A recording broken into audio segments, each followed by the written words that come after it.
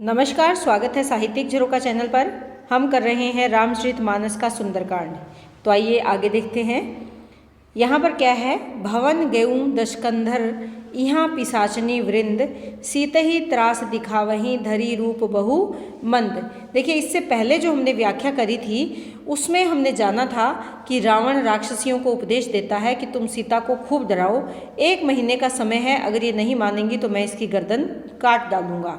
यहाँ पर जैसे ही भवन गए, कौन गए वो भवन में? रावण दशकंधर, यानी जो रावण है वो जैसे ही अपने महल में गए, यहाँ पिशाचनी वृंद यानी समूह जो राक्षसियाँ हैं वो झुंड में सीतही त्रास दिखावहीं, त्रास यानी भय, सीता को भय दिखाने लगी। धरही रूप बहुमंद, बहुत यानी अलग अलग प्रकार के धरही रूप धारण करके सीता को क्या दिखाने लगी?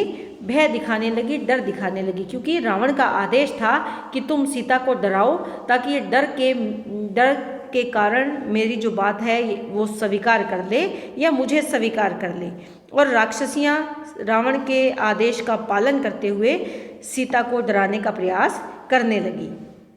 त्रिजटा नाम राक्षसी एका रामचरण रति निपुण विवेका। और उन्हीं राक्षसियों में एक त्रिजटा नाम की राक्षसी भी थी जो वहाँ पर रावण के आदेश का पालन करने के लिए लगी हुई थी या आई हुई थी।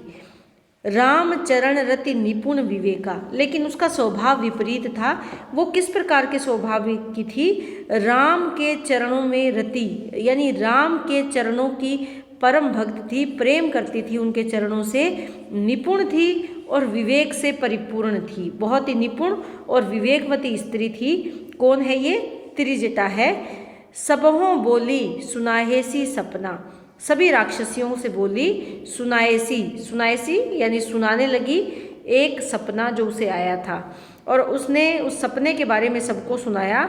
सीता ही सेई, और क्या कहा कि सीता की सेवा करहूँ हित अपना, कि अपना हित किस में है? कि हमें सीता की सेवा करनी चाहिए, उसी में अपना हित है, उसी में अपना कल्याण है। तो जो त्रिजटा है ये सीता को अपनी पुत्री के समान समझती है और उसकी पूरी सहायता करती है। वही त्रिजटा सीता को बचाने के लिए, उन राक्षसियों के आतंक से बचाने के लिए राक्षसियों से कहती है कि उसे एक सपना आया है और उस सपने के माध्यम से वो बताना चाहती है कि हमारा हित इसी में है कि हम सीता की सेवा करें, जिससे कि हमारा कल्याण हो सके।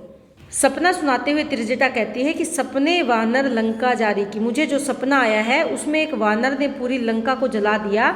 जातु धान सेना सब मारी, और जो हमारी सेना थी, राक्षसों की जो सेना सब मारी, सारी सेना मारी गई, सबको मार डाला।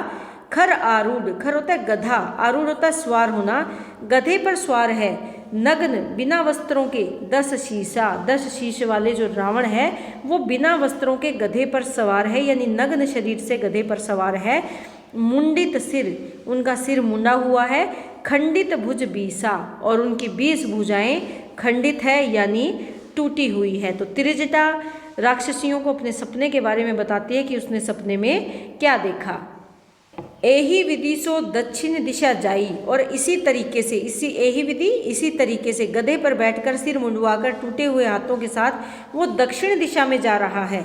लंका मनहु विभीषण पाई, और मुझे ऐसा प्रतीत हुआ सपने में कि मानो लंका को विभीषण ने पा लिया है, यानी लंका का राजा कौन है? विभीषण बन गया है। नगर फिरी रघुवीर दोहाई, और पूरे नगर में रामचंद्र के, रघुवीर कौन है? रामचंद्र है, उन्हीं की दोहाई फिर गई है, यानी चारों तरफ जय जयकार किसकी हो रही है? रामचंद्र की जय जयकार हो रही है।